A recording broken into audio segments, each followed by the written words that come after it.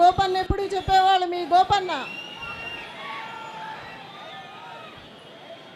గోపీనాథ్ గారు ఎప్పుడు మహిళలకు అండగా ఉండేవాళ్ళు, సొంత ఆడబిడ్డలాగా చూసుకునేవాళ్ళు. ఏ కష్టం వచ్చినా అర్ధరాత్రి అయినా అపరాత్రి అయినా అన్నా అని పిలిస్తే మీ అందరి మధ్యలోకి వచ్చి నిలబడి సమస్య పరిష్కరించేవాళ్ళు. గోపన్నకి ఎప్పుడు మీ గోపన్నతో మీరు అండగా ఉండి అన్ని సమస్యలు పరిష్కరించుకునేవాళ్ళు. నన్ను కూడా మీ ఇంటి ఆడబిడ్డలా అనుకొని నాకు అండగా ఉండి ముందుకు నడిపించాలని, మీ అండదండలు ఆశీస్సులు ఉండాలని మనసారా కోరుకుంటున్నాను. ఈ కష్ట సమయంలో మీరందరూ నాకు అండగా నిలబడ్డారు. అదే అండగా ఇక ముందు కూడా ఉండాలని కోరుకుంటున్నాను.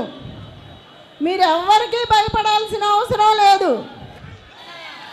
పార్టీ మీకు అండగా ఉంటుంది. జై కేసీఆర్, జై తెలంగాణ, జై గోపన్న. अंदर बावनरा आप सभी भाई लोग बहन लोग सब ठीक है क्या? కొడుతున్నమ్మా జుబ్లీల్స్ మళ్ళీ ఒక్కసారి గట్టిగా జై తెలంగాణ, జై తెలంగాణ. కేసీఆర్ గారి నాయకత్వం కారు గుర్తుకే. ఒక్కసారి కారు గుర్తు కొట్టేసిన వాళ్ళందరూ చేయలేవట్టండి ఒకసారి గట్టిగా. పిడికిలి పిడికిలి చెయ్యి అంటే మొండి చెయ్యి కాదు, మొండి చెయ్యి డేంజర్. పిడికిలి పిడికిలి రెండు పిడికిల్లో दोनों दोनों हाथ उठाइए. जय तेलंगाना. కారు గుర్తుకే మాగంటి సునీత గోపీనాథ్ గారి కారు గుర్తుకే. మరి నేను వచ్చిన పని అయిపోయింది, పోవాలనా?